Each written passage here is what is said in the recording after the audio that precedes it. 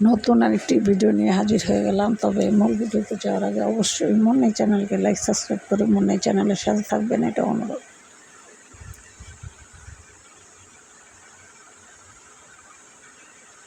আজকে যে ভিডিও নিয়ে হাজির হয়ে গেছি এটা অত্যন্ত ফজিলতপূর্ণ একটি হাদিস। অবশ্যই মনোযোগ সহকারে শুনবেন, শোনার জন্য চেষ্টা করবেন ইনশাআল্লাহ।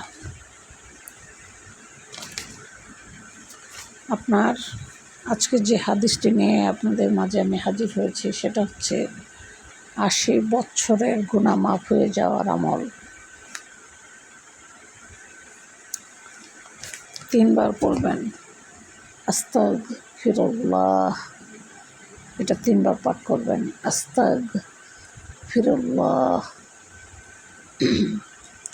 এটা ৩ বার পাঠ করবেন। ৩ বার পাঠ করবেন সুবহানাল্লাহ, সুবহানাল্লাহ, সুবহানাল্লাহ।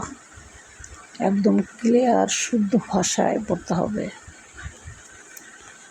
৩ বার পাঠ করবেন লা ইলাহা ইল্লাল্লাহু মুহাম্মাদুর রাসূলুল্লাহ সাল্লাল্লাহু আলাইহি ওয়াসাল্লাম।